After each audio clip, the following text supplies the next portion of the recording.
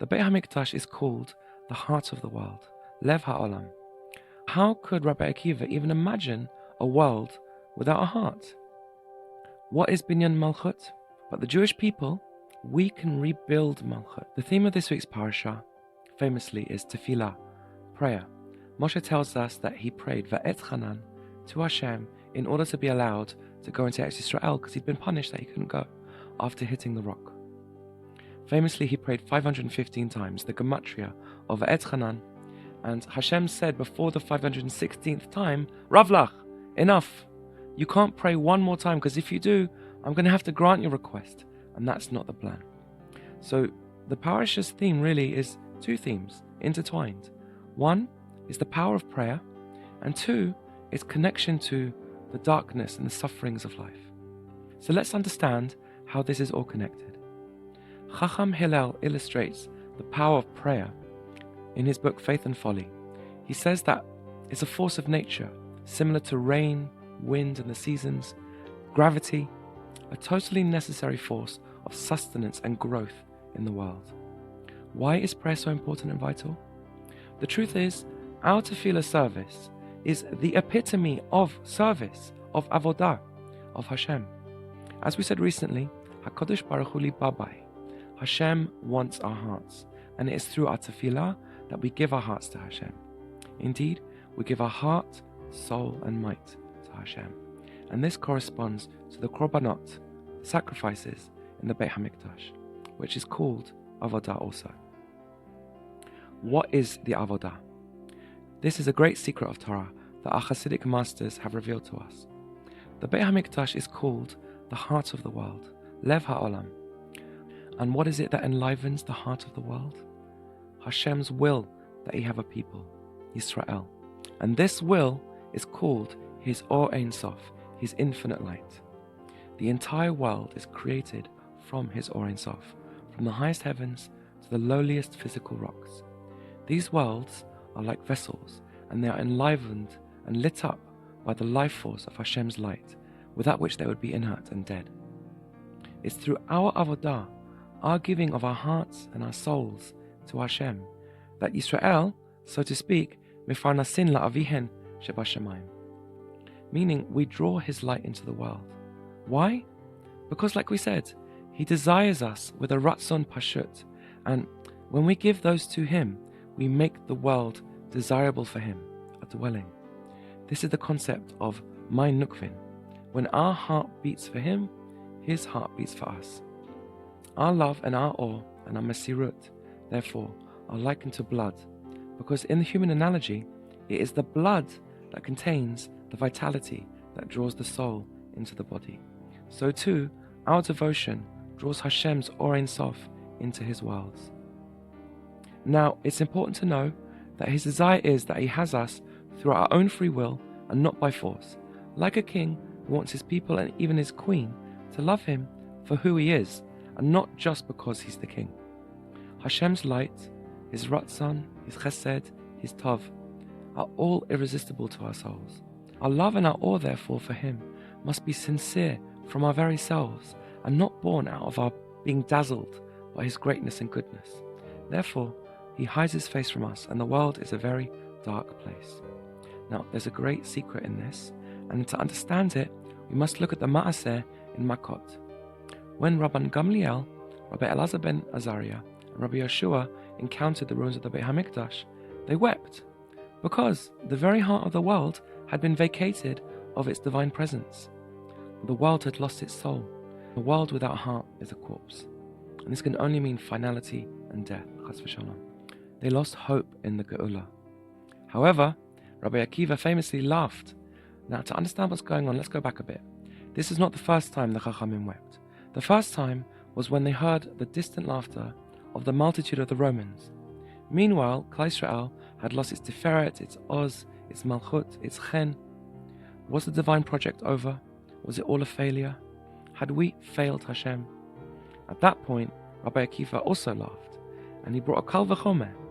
If this is the reward of the Risha'im, how much more so will the reward of the Tzaddikim be? Now, this only somewhat consoled the Chachamim, because they were still not convinced that the world was ever headed to redemption.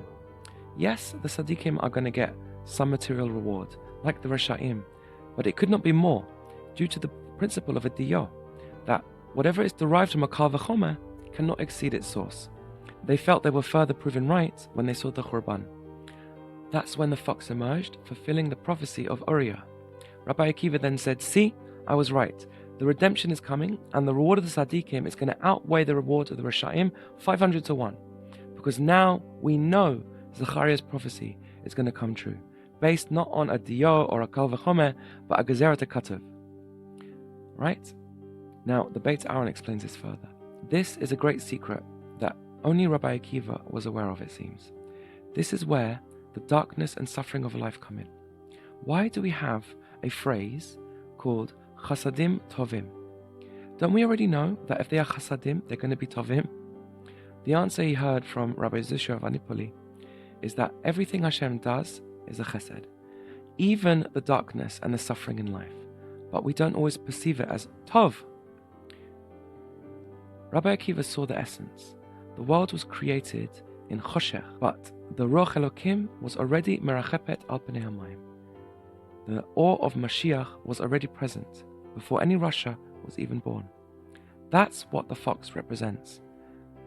Rashi says in Shir Hashem on Echazulanu Shu'alim Ketanim that the fox always looks backwards to the beginning, and the beginning is Hashem, is light, is goodness. This light is so pure, so intense that if we saw it fully, like we said, we would lose our free will. Our souls would instantly leave our bodies in Devekut. That's not what Hashem wants, so he hides in the darkness. That concealment is itself the greatest chesed. It enables free will. And so Rabbi Akiva understood, if you see total devastation, the worst any mortal eyes could see, the heart of the world in ruins, that's your sign that the brightest light is right underneath. The greater the light, the greater the concealment. That's the secret. You can hide a candle behind a sheet, but the light of the sun, you need a dungeon to conceal it. Rabbi Akiva knew that the Khurban was literally the beginning of the end. The true and final redemption had started, even as the Shekhinah was now dwelling among the 70 nations. It was only there to refine the final nitzotzot that had fallen to these lowliest places so that they could return back to their source very soon. But how could Rabbi Akiva even imagine a world without a heart? Well, he knew Hadam hu hanefesh, that there's still life in this blood. Israel still had blood, they still had tears, they still had the power to build, to perform Binyan Malchut. What is Binyan Malchut? Well, Malchut Hashem is his dibor and his pu'ulah, his speech, his creative speech in which he acts and creates the world anew every moment. But in Galut, this dibor is dry, mundane, routine, lacking heart, reluctant. That's how Hashem speaks the world into being now, so to speak. But the Jewish people, Hashem's first thought, his desire, his reason for creating, his yearning, we can rebuild Malchut, not just as a mechanism, but as a throne for the Or Ein Sof. Hashem can speak with Lev again. Indeed, not just with Lev, but with Chokhmah, with Ratzon, with yearning, with his very Atzmut, himself. How? We do this through, well, two things I'm going to say, connected to this week's parasha. One is through recognizing what Rabbi Akiva recognized, that everything that Hashem does is a chesed, even the darkness and the suffering. We do this by maintaining joy, emunah, trust, refraining from complaining, and of course learning Chassidut. The other thing that we need to do Binyan Malchut is through our Avodah, by giving our hearts to Hashem, our love and our awe. Now, even without a Beit HaMikdash, we can still do this through tefillah, because tefillot connected to midin. Perhaps this is what inspired Rabbi Akiva. He saw his colleagues weeping, a very high form of tefillah. This is Binyan HaMalchut, through the elevation of Mayin Nukvin, the tefillah, the mitzvot, and the teshuvah of Israel. For both of these, we need free will. Indeed, we need the darkness. This is why Moshe's prayer could not be answered. As the Chida explains in Penei David on this week's parasha, Moshe had to remain buried with the Dora Midbar, because ultimately he would have to lead them to their great redemption too. A geula that we are all headed to, that is so filled with light that it would take away our free will in a heartbeat, so filled with joy that Rabbi Akiva could laugh over all the multitudes of Rome, even as they mocked us. So let's give over our hearts to Hashem, and He will give His heart to us, and He will rebuild the Beit HaMikdash through our prayers and our Avodah, and the love and awe that we put into them.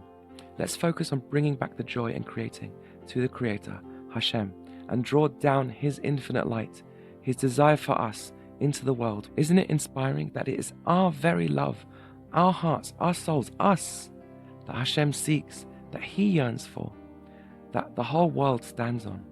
How precious we are to Him is one day going to be revealed in a light so bright that it will be our everlasting Eden. But for now, let's not be fooled by the darkness. Shabbat Shalom.